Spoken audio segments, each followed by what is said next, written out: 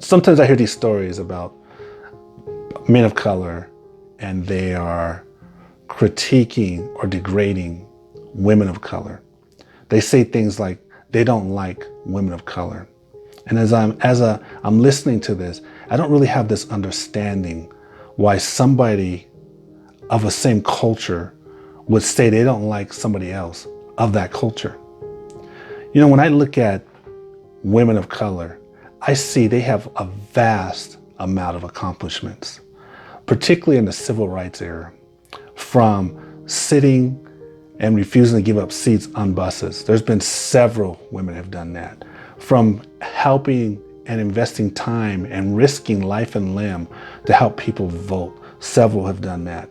From starting successful businesses and creating these successful businesses and using the profits from these million-dollar companies to help civil rights and help other people and giving people jobs, thousands of jobs.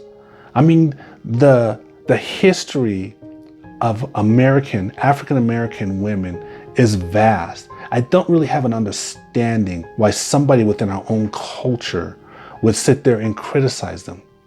But then I start thinking about it a little bit, and I start looking at my own situation.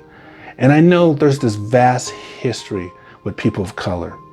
It started hundreds of years before we even existed. And it could be scary sometimes as we get into these conflicts with people of non-color. Conflicts sometimes even with the police. I respect the police, but there's conflict there sometimes. Conflicts on our jobs.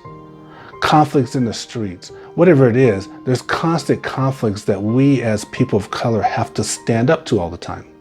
I remember a long time ago, one of my mentors, who was a person of non-color, he was watching me in his job place, and he saw that I wasn't dealing with the conflicts in the workplace. So he confronted me. He took me aside in private. He says, look, you've got to confront. You can't let people do this to you. I know you're afraid. You have to confront. Nothing bad's going to happen to you, and you're going to enhance your life. And he was right.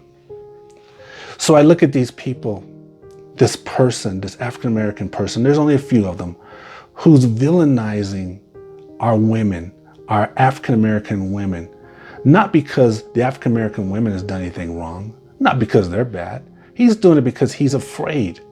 He's afraid of conflict. He's afraid to get out there and do his thing. He's afraid of his inadequacy. So he projects his fear and his inadequacy on another human being. I got to be honest with you.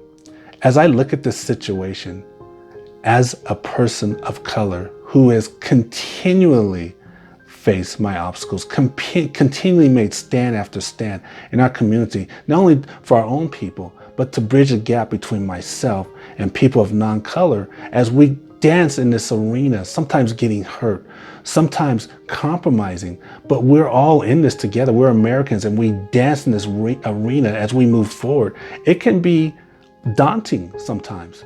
But as an American, as an African-American person of color who is dealing with this and facing it, I don't really respect a person who is so fearful that they're passing their fears onto another human being. And to me, that's an act of cowardness.